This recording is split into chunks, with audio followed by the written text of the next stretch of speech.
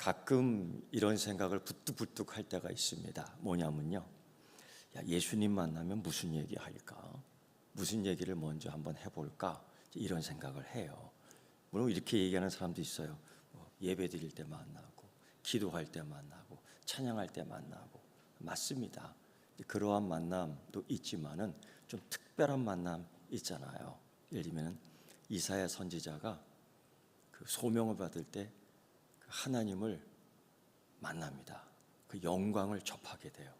그때 그가 뭐라고 얘기하냐면, 아이고 죽었다, 아이고 망했다, 어떻게 하면 좋은가? 아니, 하나님 만나면 기뻐해야 되는데 그렇게 얘기하는 거예요. 곰곰이 생각했습니다. 야, 나는 하나님 만나면 무슨 말을 해야 할까? 왜 이렇게 일찍 오셨어요? 이렇게 할까? 아니, 좀 늦게 오시죠. 하나님 다 아시잖아요. 뭐 이런 얘기? 근데 결론은 그렇습니다. 하나님, 저를 불쌍히 여겨주십시오.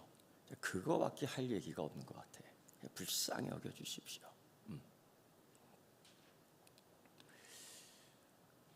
그 성부, 성자, 성령 하나님을 만날 때에 그 이사야는 그렇게 만나서 뭐 죽을 뻔했고요. 또 어떤 사람은 하나님의 그 메시저 천사를 보고서 너무 놀래서 한동안 말을 못합니다. 벙어리가 돼버려요. 샤가랴지요. 그 충격이 그만큼 큰 거예요. 또 어떤 사람은 부활하신 예수 그리스도를 만나고 나서는 심장이 떨려갖고 앞도 못 보고 먹지도 못해요. 너무 큰 충격을 받아서. 어떻게 그래도 한번 만나보실랍니까? 이래도 만나보시겠어요? 아멘이 다 죽어가는 거예요. 겁나는 거예요. 무서운 겁니다. 근데 반면에 이래도 예수님을 만나고 싶어하는 사람들이 있었어요. 각오하고. 그래서 자기의 그 수치심을 다 드러내고 이것보다도 예수님 만나는 게 더 귀하니까 그래서 뽕나무 위로 끄적끄적 올라갑니다. 사람들이 조롱하잖아요. 그래서 예수님을 만납니다. 그게 더 귀하니까. 이건 정말 자기의 수치 허물을 다 드러내버리잖아요. 그래도 예수님 만나는 거예요. 어떻게 그래도 만나겠습니까? 네, 만나볼 거죠? 네. 이런 여자도 있었습니다. 걸리면 죽는 겁니다. 돌 맞아 죽는 겁니다. 12년 동안 혈류증을 앓던 여인인데 이거 자기를 드러내놓고 동네 다닐 수가 없는 거예요. 특히 많은 사람들 이 속에서 틈바구니 속에서 비집고 다니는 거는 죽음을 각오하고 돌 던져 죽여도 아무도 뭐라고 안 그래요. 근데 예수님 만나고 싶은 겁니다. 그것도 정면에서 만나지 못하고 큰일 나죠. 그러니까 변장을 하고서 죽으면 죽으리라. 그래서 한 번은 예수님 만나야 되겠다. 나를 살리시는 하나님, 생명을 주시는 하나님이라고 들었어요. 그래서 한번 목숨을 거는 겁니다. 근데 만나잖아요. 근데 드러나잖아요. 걸리잖아요. 근데 결과적으로 죽지는 않았어요. 근데 모르는 일이죠. 이런 상황에서도 한번 예수님 만나보겠습니까? 이렇게라도 만나보겠습니까? 근데 이런 사람들만 있는 게 아니에요. 예수님을 진짜 만나고 싶어하는 사람이 있었어요. 이렇게 하고 예수님을 진짜 만나고 싶어하는 사람이 있어서 이렇게 하고 벼르고 정말 이런 자들은 예수님을 만났을 때 주님은 나의 생명입니다 라고 만나는데 이런 사람들이 있었어요. 너 죽여버릴 거야. 바로 예루살렘 성전을 지키던 대제사장들, 장로들, 바리새인들, 율법학자들, 장사치들, 환전상인들, 그런 사람들이 예수를 만나고 싶어 했어요. 생명을 주시는 예수님을 만나고 싶은 것이 아니라 내 유익을, 내 이익을 뒤엎어버려 복수하고 싶어서, 죽이고 싶어서, 살인하고 싶어서 예수님을 만나고 싶어 했던 거예요. 나는 여러분이 이렇게 예수님 만나지 않기를 바라요. 진짜 예수님을 만났어요. 유월절 행사를 위하여 예수님이 오시는데 그 성전에 올라오시는데 예수님을 만난 거예요. 그랬더니만 대뜸 그 대제사장들과 종교 지도자들이 많은 사람들 들으라고, 네가 무슨 권세로 이런 일을 저질렀어? 네 권세는 어디로부터 오는 거야? 하면서 소리를 빠락빠락 질르는 거예요. 그 의도가 뭡니까? 사람들 들으라고 비아냥거리면서 인격적인 모독을 주는 거예요. 이건 깡패짓입니다. 누가 너에게 이런 권세를, 이건 완전히 의도적인 질문이었어요. 근데 왜 이들이 이렇게 하느냐? 왜 이런 짓을 공격적으로, 왜 은밀히 하지 않고 비난을 공개적으로 하느냐? 이유가 있는 거예요.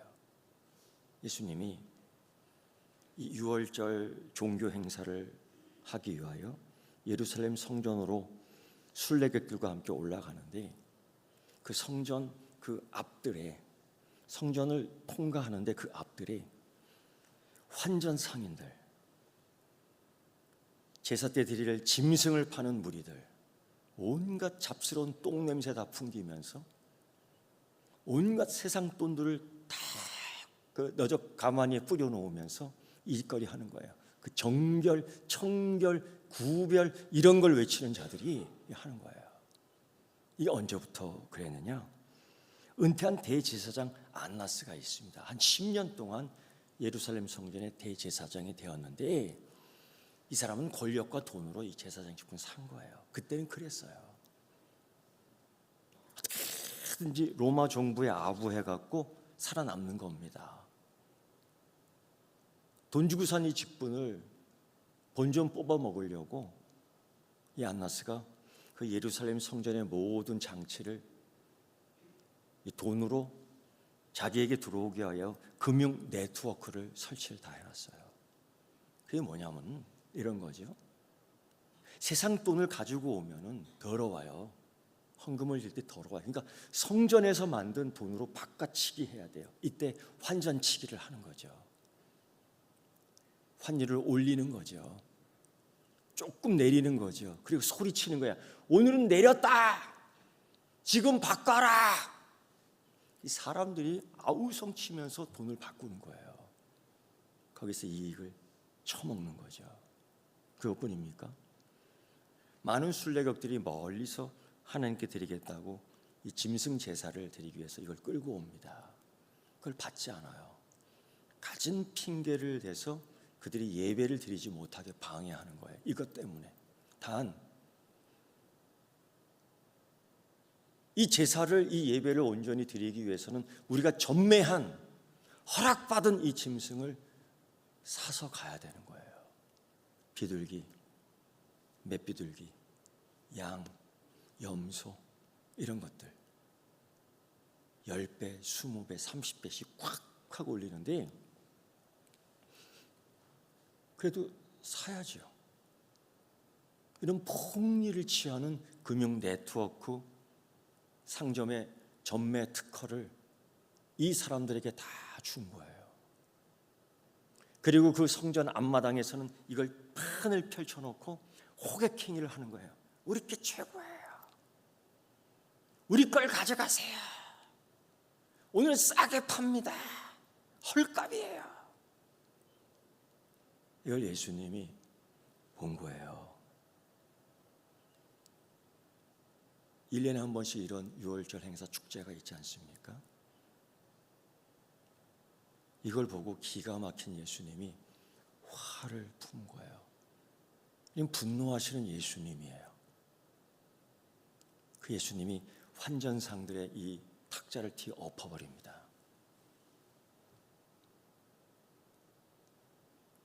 똥냄새 나는 이 짐승들의 이것들을 채찍으로 만들어 사람같이 동시에 쳐버립니다. 딱 흩어져 버렸어요. 근데 누구 하나 제지하지 못해요. 왜? 주님의 분노가 공의로우니까. 그리고서 그들에게 이런 얘기했어요. 예수님은 구약성경 두 구절을 이용하면서 시편 56편 7편에 내 집은 만민이 기도하는 집이다. 이거 맞죠? 움찔움찔하는 거죠. 또 예레미야 7장 9절부터 11절 말씀 속에서 네가 하나님의 성전을 강도의 소굴로 만드느냐? 이거 맞죠? 그들이 아무 소리 안 해. 그리고 다시 예수님이 이 성전에 왔을 때에 그들은 벼르고 있었죠. 죽여버릴 거야. 예수님 만나고 싶어 했어요. 죽여버리려고. 그래서 소리를 친 겁니다. 누가 너에게 이런 권세를, 누구로부터 이러한 권한을 받았느냐? 대답하라. 지금 이 상황이에요. 이때에 그들은 예수님이 말씀하시는 진실, 진리에는 관심이 없었습니다. 오직 자기들의 권리만 찾는 거예요. 자기들의 유익만 추구하는 거예요. 그래서 어떻게든지 적당하게 예수를 죽일 수 있을까? 어떻게 로마인들의 노여움을 사지 않고 그들의 손에 죽일 수 있을까? 그래서 짜고 짠 그 질문이 그겁니다. 누구로부터 이 고난을 받고 행세하는 거냐라는 거예요. 예수님이 까딱 잘못한 대답을 하면 뒤집어 써요. 하나님에게로부터다 라고 하면 신성모독에 걸어버리는 겁니다. 두세 사람이 모여서 신성모독이라고 걸어버리면 걸리는 거예요.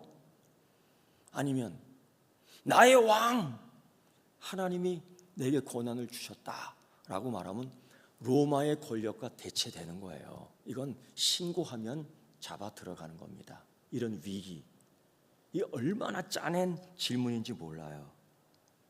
이런 가운데에 만약 이 질문에 예수님이 대답하지 못하고 쭈뼛쭈뼛한다면 예수님의 권위는 실추되는 겁니다. 목적대로 되는 겁니다. 예수님을 죽이진 못하더라도 권위를 실추시키는 거예요. 사단은 성공하는 겁니다. 하나님으로부터 왔다. 신성모독을 뒤집어 씌우는 겁니다. 나의 왕이 주었다. 로마에게 잡히는 겁니다. 이거 대답 잘해야 되는데요. 이 예수님은 그들에게 바로 대답하지 않고 이런 질문 하나 역질문을 하죠. 그러면서 너희가 내 질문에 대답할 수 있다면, 대답해주면 나도 대답하겠다 하면서 물어봐요. 요한의 세례가 어디로부터 왔느냐? 하늘로부터냐? 사람으로부터냐? 물어보는 거예요. 그들도 대답해야 돼요. 대답을 들으려면. 만약 하늘로부터 왔다라고 대답한다면 그들은 요한을 인정하지도 믿지도 않았거든요. 하늘로부터 온 세례 요한, 하늘로부터 온 선지자를 믿지도 않는 너희들의 신앙은 뭐냐? 백성들로부터 비난을 엄청 받을 거예요. 그래서 대답을 잘해야 되는데 만약 또 사람에게로부터다 예수님의 이 질문에 대답했다면 백성들은, 이 청중들은 세례 요한이 선지자라는 것을 다 인정하고 있어요. 그래서 세례 받았어요. 하나님으로부터 온 사람이라는 걸 다 인정하고 있어요. 만약 사람으로부터다 하면 그의 메시지 다 엉터리가 되는 거죠. 사람에게서부터다. 그의 메시지는 왜곡된 거죠. 진실이 아니죠. 사람들에게 이런 것들로부터 이 대제사장과 장로와 서기관, 바리새인, 율법학 여기에 모이는 사람들이 궁리했어. 이거 뭐라고 대답해야 되지? 뭐라고 대답해야 되지? 그들이 그래서 이런 대답을 해냅니다. 이거죠. 우리는 알지 못하노라. 우리가 알지 못하노라. 사람에게서라고 말할 수도 없고 하나님에게서라도 말할 수 없고, 그들이 택한 대답은 메시아 그리스도 예수께서 질문할 때 나는 알지 못한다라고 예수님 앞에서 딱 얘기해 버린, 이게 얼마나 무서운 결과를 초래하는지도 모르고. 그들은 왜 이렇게 얘기했느냐? 하나님에게서라고 얘기할 수 없죠. 그렇다고 사람에게서라고도 할 수 없죠. 그러나 사람에게라고 할 수 없죠. 돌 맞아 죽을까 두려운 거예요. 그러니까 그들이 택한 것은 우리는 알지 못한다. 살면서 하나님과의 관계보다는 사람과의 관계가 더 중요해. 맞아요? 그렇게 산다니까요. 살다 보면은. 이들은 하나님 두려워하지 않고 사람들이 더 무서운 거예요. 그래서 생각해낸 고안한 말이 뭐냐? 우리가 알지 못한다. 중립적인가요? 이거 대단히 심판받는 말이에요. 불리해질 것 같으니까 대답하지 못하고 모른다고 하는 거예요. 이때 예수님도 대답해 버립니다. 나도 무슨 권위로 이런 일을 하는지 너희에게 이르지 아니하리라. 예수님 대단하시죠. 대답하지 않아줘요. 여러분, 근데 이 논쟁을 죽여버릴 거야 하면서 모인 그들 앞에서 예수님이 피하지 않고 대담하게 얘기하시는 겁니다. 왜 이렇게 하셨을까요? 세례 요한이 말입니다.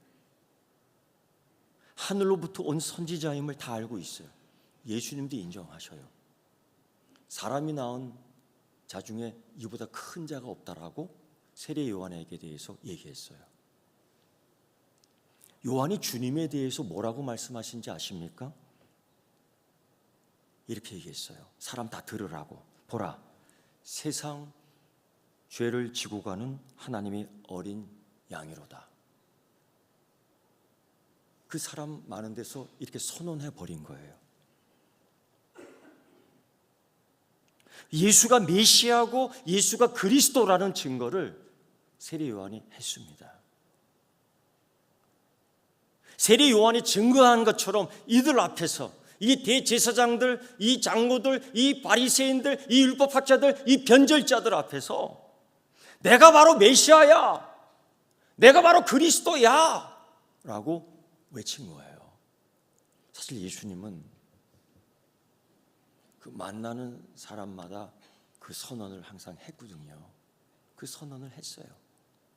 그리고 아멘 했지요, 그들이. 근데 이들은 아멘 하지 못해요. 나는 알지 못한다. 예수님은 드러냈습니다, 자기를.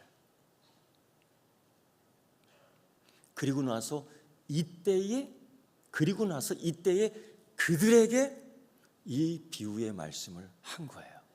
이거는 하나님의 자녀들에게 해주신 말씀이 아니에요. 이건 하나님에게 은혜를 받는 자녀들에게 해주시는 말씀이 아니에요.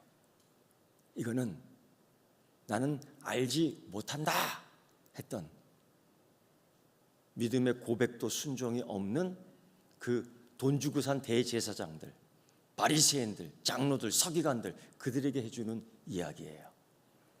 그러면 이런 생각도 하야죠. 그럼 우린 들을 필요 없다. 우리는 아니니까. 아니요. 오늘은 남 얘기할 때도 한번 들어보세요. 남 얘기할 때 한번 들어보세요. 예수님은 이 종교 지도자들과 논쟁을 마친 후에 비유 하나를 얘기하는데 두 아들이 나옵니다. 그리고 이 두 아들의 이야기를 할 때에 예 또는 아니오라고 대답하게끔만 질문을 해요. 이 이야기를 쓱 들을 때는 아무 문제가 없는 이야기인데 대답할 때쯤 되면은 이거 문제가 있는 거로 드러납니다. 어떤 사람에게 아들 둘이 있었습니다. 큰 아들, 첫째, 둘째 아들 있었습니다. 아버지가 어느 날 첫째 아들에게 포도원에 가서 일 좀 하고 오라라고 얘기했는데 이 첫째 아들이 야 아버지 그렇게 하겠습니다 하고서는 안 갔어요. 둘째 아들도 아버지의 말을 듣습니다. 아버지가 그렇게 얘기해요. 얘야, 둘째야, 오늘 포도원 밭에 가서 일 좀 하고 오너라. 근데 이 둘째 아들은 퉁명스럽게 무례하게 아버지 오늘 안 가요. 나 오늘 바빠요. 오늘은 싫어요. 하고 탁 나가버린 거예요. 근데 이 둘째는 곧이어 후회하고 내가 아빠한테 그러면 안 되지.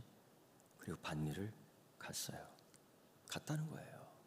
주님이 이 얘기를 합니다. 간단한 이야기인데요. 예수님이 이 비유를 그들에게 얘기해 주면서 주님이 교훈하고자 하시는 말씀을 곧이어 해줍니다.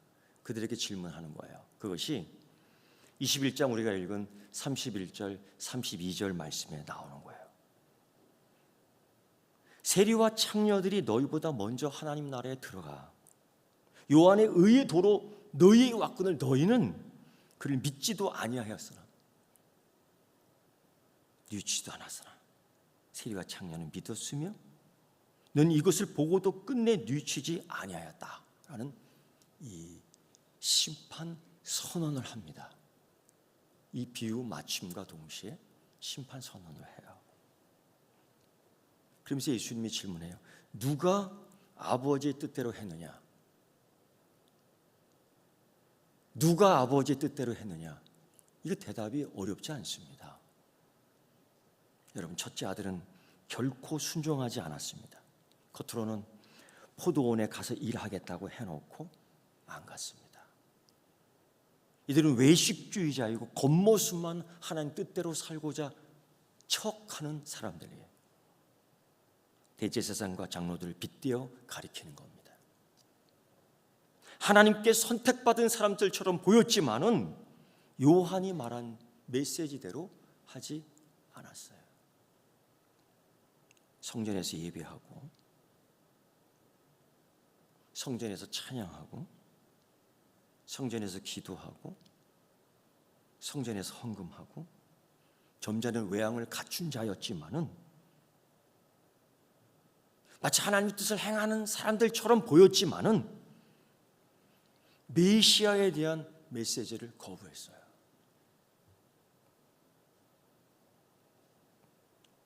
회개에 대한 메시지뿐 아니라 메시아에 대한 메시지 둘 다 거부해버렸어요.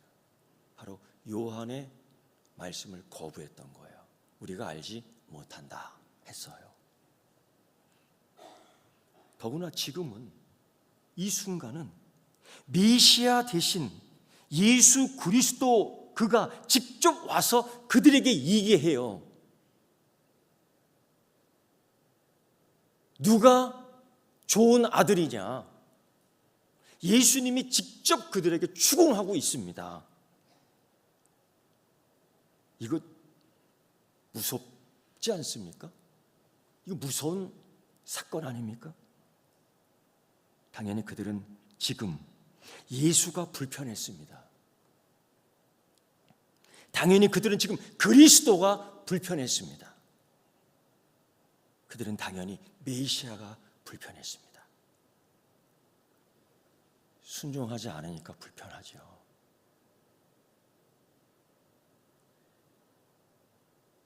예수 그리스도가 전하는 그 앞에서 우리가 알지 못한다라고 얘기하는 거예요. 그래서 그들은 예수 그리스도를 불순종합니다. 그래서 그들은 예수 그리스도를 모른다고 했습니다. 그리고 끝으로 그들은 예수 그리스도를 죽였습니다. 이게 첫째 아들이에요. 둘째 아들은요, 가지 않겠다고 해놓고 나중에 뉘우치고 포도원 밭에 가서 일했습니다. 이들은 처음에 불순종했습니다. 안 가겠다고 해놓고 나중에 뉘우치고 갔다라고 합니다. 뉘우치고 갔다, 이 공간에서, 이 의미에서 그는 아빠에게, 아버지에게 얼마나 난리를 쳤는지를 상상할 수 있는 거예요. 이들은 세례 요한을 인정했습니다. 하나님으로부터 왔다. 그는 하나님이 보낸 선지자다라고 인정했어요. 그래서 그들은 세리와 이 창녀들은 세례 요한의 말씀을 듣고 회개했어요. 결국 이 비유를 통해서 주님이 하시고자 했던 것은 종교 지도자들의 외식과 불순종을 지적했던 겁니다. 예수님에게 지적받았어요. 여러분, 예수님을 아는 통로는 지식이 아니라 믿음입니다. 우리가 알아야 돼요. 예수님을 아는 통로는 교회 활동이 아니라 믿음 생활입니다. 그 우리가 인지하고 있어야 돼요. 예수님은 우리에게 교인 만들라고 하지 않고 그리스도인 만들라고 했습니다. 이게 제자 삼는 겁니다.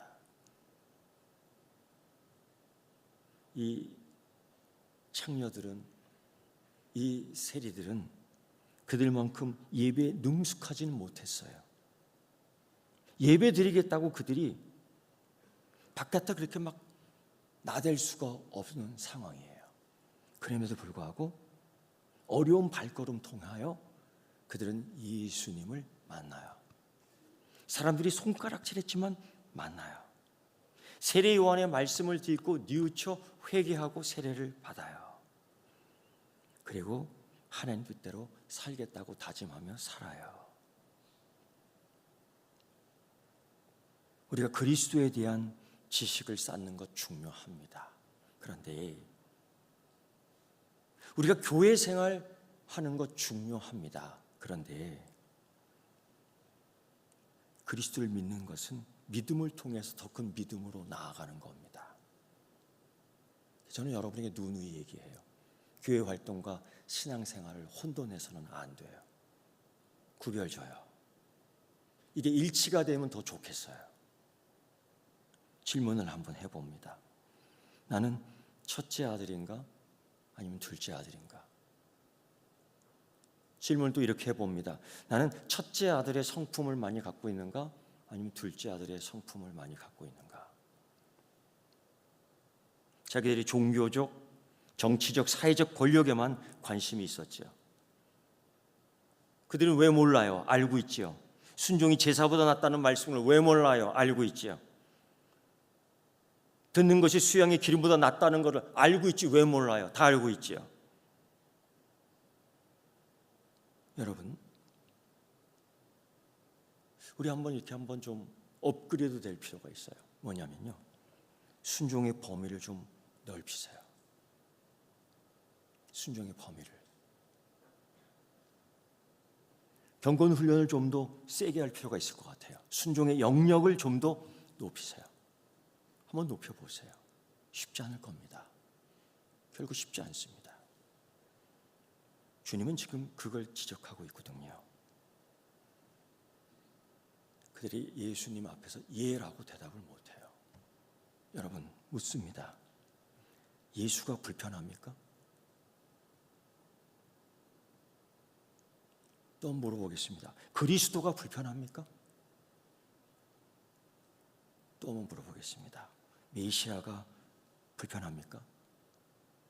이제는 우리 신앙, 우리 믿음에서 이 불편을 넘어서야 돼요. 그 방법이 순종입니다. 여러분, 또 한번 물어보겠습니다. 첫째 아들입니까? 아니면 둘째 아들입니까? 나는 둘째야 라고 생각하는 사람도 있겠죠. 나는 첫째 같은데 라고 염려하는 사람도 있겠죠. 근데 여러분 알아야 돼요. 그건 예수님이 판단하는 겁니다.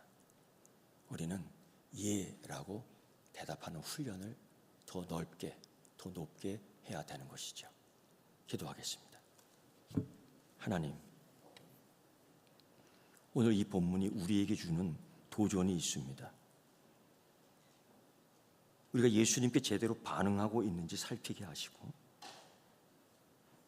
예라고 대답해 놓고 다른 방향으로 가는 건 아니겠습니까? 제 예수님은 이걸 지적하셨습니다.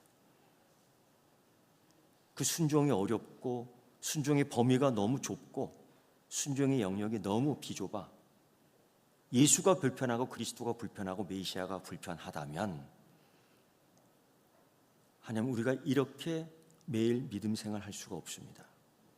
이제 불편을 넘어서 주님 앞에 예라고 대답할 수 있는 우리가 되게 하옵소서. 이 경건 훈련, 특히 이 무더운 날 예수님께 순종의 범위를 넓히고 예수님께 순종의 영역을 더 높이는 경건의 훈련에 매진하게 하여 주옵소서. 예수님의 이름으로 기도드리옵나이다. 아멘.